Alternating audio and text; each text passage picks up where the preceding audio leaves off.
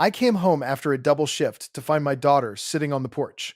My fiancée had changed the code. She texted, "We need space. Come back tomorrow." My daughter had school in 6 hours. I sat with her on the steps. In the morning, I closed our joint account, ended the lease, and drove off in the car I'd paid for.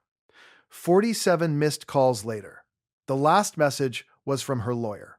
"Please contact us immediately."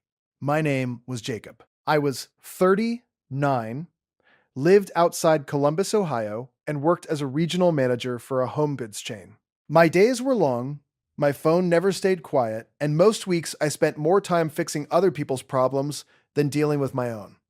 I had one daughter, Lily. She was 8, quiet, careful, and so polite that adults mistook her silence for ease. The night everything ended, I came home after a double shift and found her sitting on the porch with her backpack in her lap. It was cold, not snowing, but cold enough that her breath showed in the porch light. She was wearing her school shoes. Her hair was still in the braid I had done that morning. There was an overnight bag beside her, and she was sitting very straight, like she had decided the best way to survive whatever this was would be to take up as little space as possible. For one stupid second, I thought maybe she had chosen to wait for me outside. Then I punched in the door code. Red light. I tried again. Red light, my phone buzzed.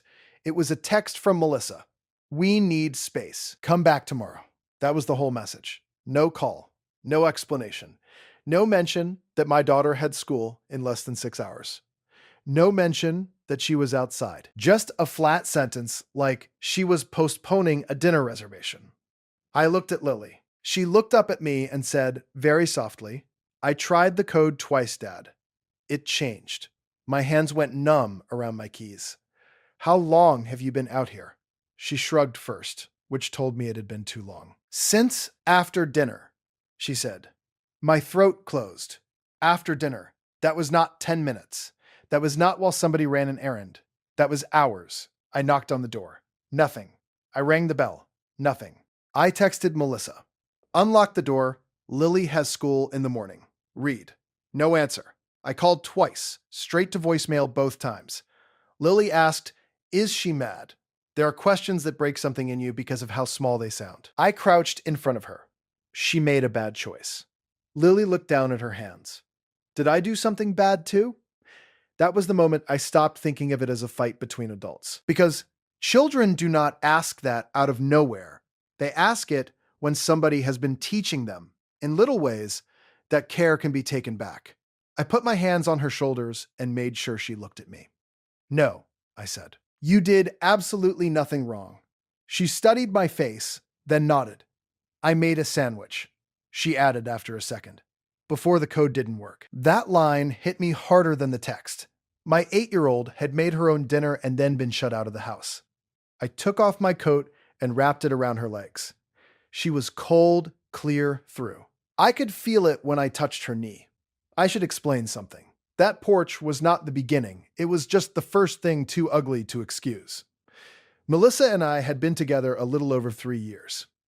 Engaged for almost 1. She had a son, Owen, who was 10. I had Lily. From the outside, we looked like one of those blended families people compliment for making it work. Nice townhouse. Kids the right ages. Weekend soccer. Matching Christmas pajamas one year. But Melissa had a way of treating Lily like a guest whose stay had run long. Never in one huge dramatic scene at first. Always in little cuts. Lily made place cards for Thanksgiving when she was 6. Melissa said the table would look cluttered, and only Lily's got taken away. At a beach rental I mostly paid for, Owen got a bedroom because he needed real sleep before camp. Lily got the pullout in the hall. School pictures of Owen were framed. Lily's stayed in the envelope until I put them up myself. When Melissa said, "the kids," she usually meant her son. When she said, "you and Lily," she meant mine. Small things, always small enough that calling them out would make me sound oversensitive. And I was tired a lot. Too tired. The kind of tired that makes you grateful for anyone who seems organized. Melissa was organized. Lists on the fridge. Color-coded calendars. Neat little labels in pantry bins. I mistook that for warmth longer than I should have. Then there was money. That part was never small. I made decent money, not flashy money, but stable money. Enough to save, enough to plan, enough that emergencies did not usually turn into disasters. Melissa worked part time from home doing billing. At first, she contributed, then she contributed less. Then somehow, every larger expense bent toward me. Her car needed brakes. Owen needed dental work. Her mother's furnace went out. Her sister, Dana, had a short month. The rent made more sense from my account because my credit was stronger. The utilities got paid by me because Melissa forgot. The grocery bill tilted my way because I was better at absorbing fluctuations. I paid the security deposit on the townhouse. I paid the down payment on the SUV Melissa drove. I paid the internet, the family cell plan, most of the school extras, and enough temporary help to Dana that I stopped believing temporary meant anything. Then Melissa suggested a joint account for household expenses. It'll make us feel like a real family, she said. That phrase should have bothered me more than it did. So I opened the account. My money went in regularly. Hers went in when it could. And because I was always working, always covering a store, always solving something, I let too much slide. A charge here, a transfer there, a family need that turned out to be a gift for her mother, or baseball equipment for Owen, or a grocery run for Dana when Dana was in a bind. I kept telling myself that families were messy, that blending took time, that Lily was sensitive, that Melissa was stressed, that once we got married, everything would settle. That is the lie tired people tell themselves when the truth would require action. 2 weeks before the porch, Melissa asked if we could use part of my annual bonus on a summer trip package: flights, resort, park passes, upgraded room. She said experiences mattered more than saving every penny. I said no. Not loudly, not cruelly, just no. I said Lily needed math tutoring, and I wanted a bigger emergency buffer before we spent thousands pretending to relax. Melissa smiled, that thin, tight smile she wore when she was angry, but trying to look reasonable. After that, the air in the house changed. Colder with Lily, sharper with me. More talk about space, pressure, and how not everyone feels equally comfortable all the time. Looking back, I think the porch was punishment. I had said no to paying, and the easiest person to make feel that was my daughter. I texted Melissa one last time from the steps. I am taking Lily to a hotel. We'll come for our things in the morning. Read. No reply. I stood and held out my hand. Come on, Bug. Lily took it instantly. I drove us to a Hampton Inn 15 minutes away because it was close to her school and I had room on my own card to cover a few nights without touching the joint account. She fell asleep in the car before we got there. At the front desk, I asked for a double room and a late checkout. The woman looked at Lily, then at me, and gave me the kind of careful kindness strangers give when they know better than to ask questions. In the room, I opened the overnight bag. One school outfit, a folder, a toothbrush still in plastic. No pajamas, no stuffed rabbit, no book. No allergy pouch, nothing soft, nothing that said someone had prepared for comfort. Only the bare minimum needed to move a child out of the way. Lily stood by the bed watching me. Is this okay? She asked. The room smelled like detergent and old air conditioning. The comforter was scratchy. The lamp was too bright. It's perfect, I said. I got her into one of my t-shirts and tucked the blanket around her. Dad? Yeah? Are we in trouble? No. Are we going back tomorrow? That question told me more than tears would have. She did not sound hopeful. She sounded worried. We're going back for your things, I said. That's all. She let out a breath. Okay. That okay hurt. It sounded like relief. I barely slept. I lay there and replayed the last year like security footage after a theft. Melissa saying Lily was hovering when she stood in the kitchen wanting company. Melissa moving Lily's drawings off the fridge because they made the kitchen look messy. Melissa saying Owen needed the front seat because sports bags were heavy. Melissa suggesting Lily spend more evenings with my sister when I worked late, because girls need a softer energy. Melissa calling Lily emotional anytime Lily looked hurt. There is a word for people who make a child feel like a problem for having feelings. At 6, I got Lily up, fed her half a waffle from the hotel breakfast, and drove her to school. Before she got out, she asked, "You'll be here after?" "Yes. Promise." Promise. Then I drove straight to the bank. The branch manager was a woman named Denise. Calm voice, silver glasses, the kind of face that got more serious instead of more curious when she realized something mattered. I sat down and handed over my ID. I need every automatic support tied to the joint account review today, I said. My paycheck gets rerouted to my personal account immediately. I want my overdraft connections removed, all personal transfers stopped, and every linked household autopay cut from my side. She started typing. We may need both parties present to fully close. Then do what you can today and document the rest. She looked up. My daughter was locked out of the house last night, I said. That changed the conversation. We went line by line: rent draft, electric, gas, internet, family phone plan, streaming bundle, weekly top-off transfer, insurance payment. One furniture financing payment I had forgotten was still active. Then a transfer labeled Dana Assist. I stared at it. How long has that been running? Denise checked. 17 weeks. I almost laughed. Melissa had told me twice that Dana only needed short-term help with school clothes for the boys. Cancel it, I said. Denise printed confirmations. I signed where she pointed. Tiny, ordinary sheets of paper. Black text, checkboxes, nothing dramatic, but it felt like oxygen.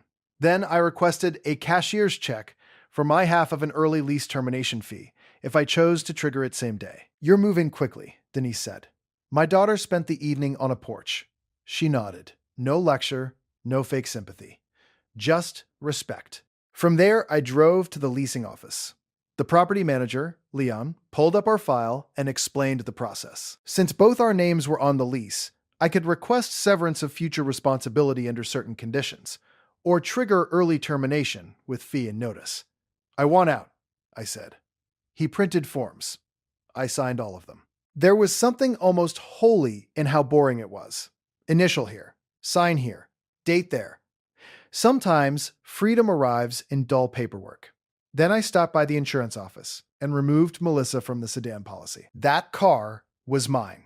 Bought before her, paid by me, titled to me. She had pushed more than once to simplify ownership after marriage. I had never signed that part over. That small decision saved me. By 10:30, my financial life no longer ran through Melissa. Then I drove back to the townhouse. Her SUV was in the driveway. The flower pot Lily painted last spring was still by the step. Melissa had called it tacky. I noticed that before I noticed anything else. I opened the deadbolt with my key and walked in. Melissa was in the kitchen, holding a coffee mug, wearing one of my old sweatshirts, like this was going to be a hard but normal adult conversation. You can't just walk in, she said. I looked at her. Interesting choice of words. Her jaw tightened. I told you we needed space. You locked out an 8-year-old. She could have stayed with your sister. From the porch? At night?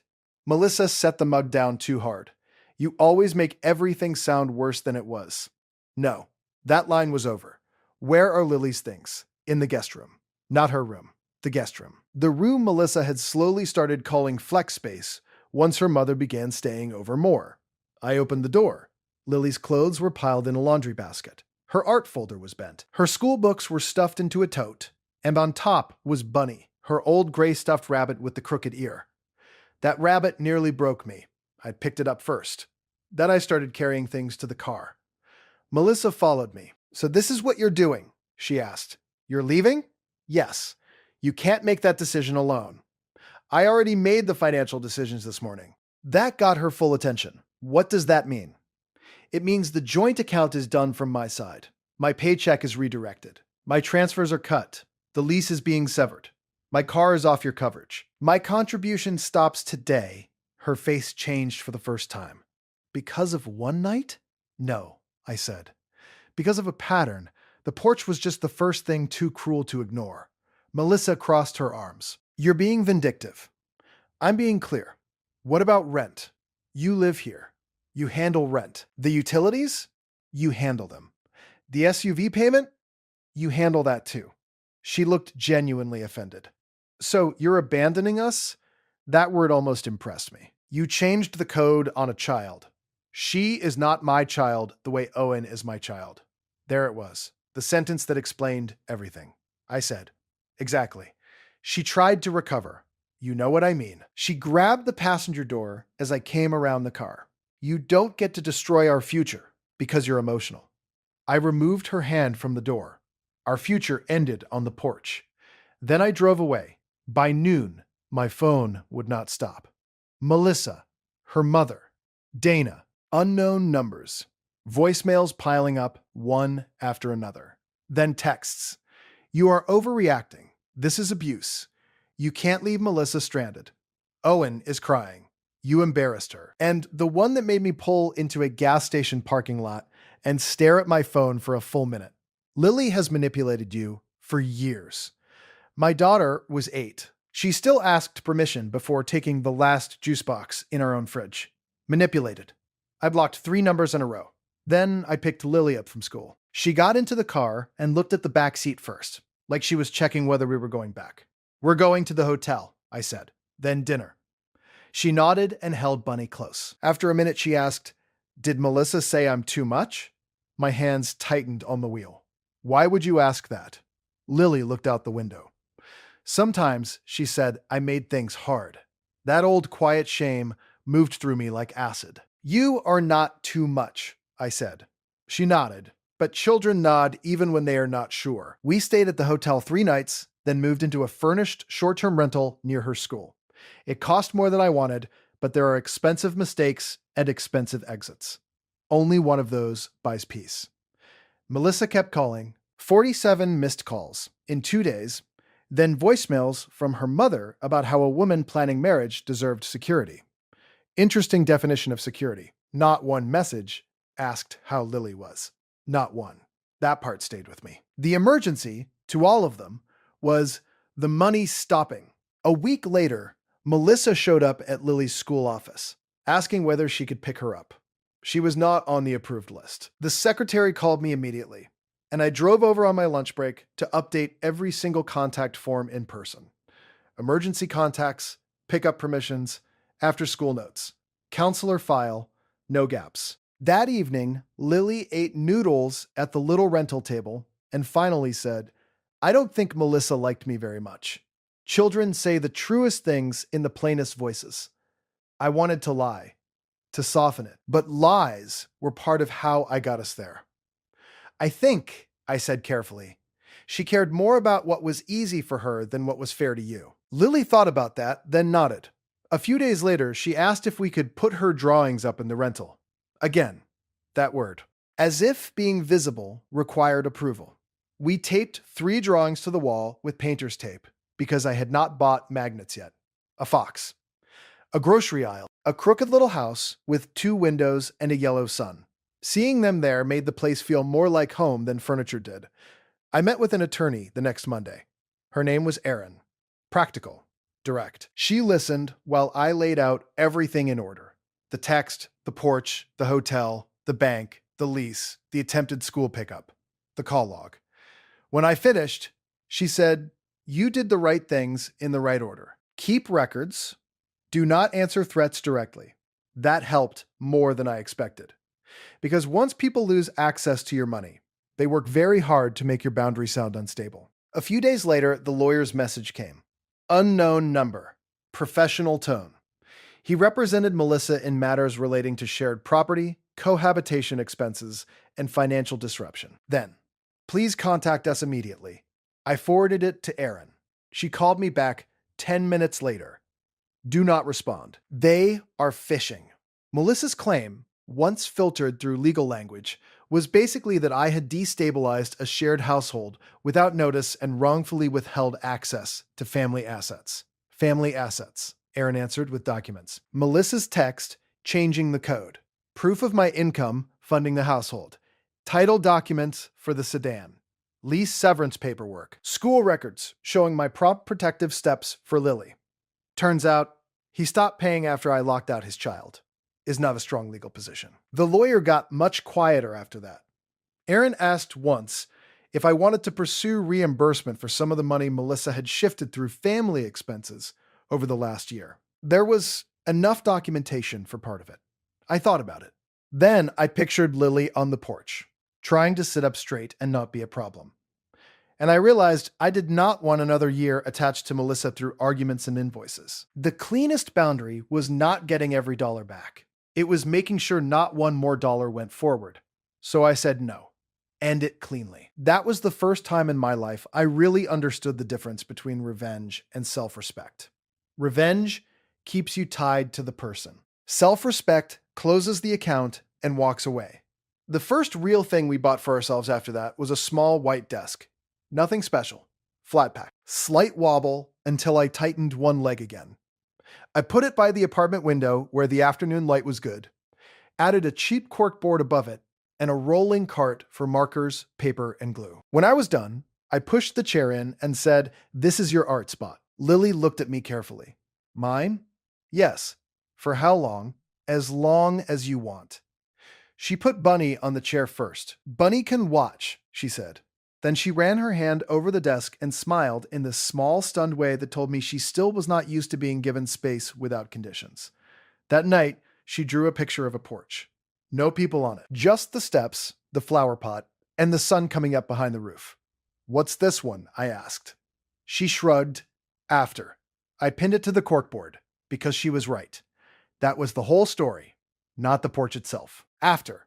After I stopped calling cruelty stress. After I stopped paying for peace in a house where my daughter had to earn basic care. After I stopped confusing usefulness with love. Melissa sent one final personal message a month later from a new number. "You ruined everything over one misunderstanding." I answered once. "No, you ended everything when you put my daughter outside and expected me to keep funding your life." Then I blocked that number too. By Thanksgiving, Lily and I were in a smaller permanent apartment in a better school zone. The rent was lower, my commute was longer. I did not care. That year, I hosted dinner with my sister Nora and her teenage son. Nothing fancy. Turkey, mashed potatoes, cheap folding chairs, one pie from the grocery bakery because I was too tired to pretend homemade mattered more than peace. Lily made place cards again. This time, they stayed exactly where she put them. Later, she asked if she could keep hers. I said yes. She tucked it into the frame of her corkboard above the desk. That little folded card sat there for months. Not because it was beautiful, because it stayed. And that was what I learned. Children notice what stays. Who makes room? Who moves their drawings off the fridge? Who tells them they are too much? Who leaves them on a porch? Who comes back and never leaves them there again? I am not proud that it took me so long.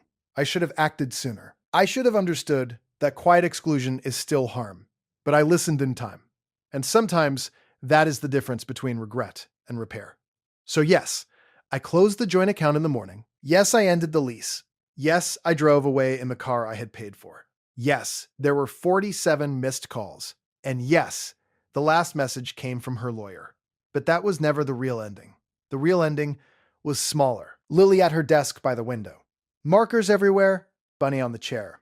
Her shoes by the door without apology. A child drawing without asking if she was making the room look messy. That was what the boundary bought us. Not revenge, room. And sometimes, room is the most loving thing a parent can give. What stayed with me after all of it was simple. Money is not separate from respect. Not in families. Not in shared homes. Not when one person keeps paying to preserve a peace that only exists as long as the bill's clear. A calm financial boundary is not cruelty, it is clarity. And when someone panics most at the moment you stop funding them, that usually means the boundary was overdue.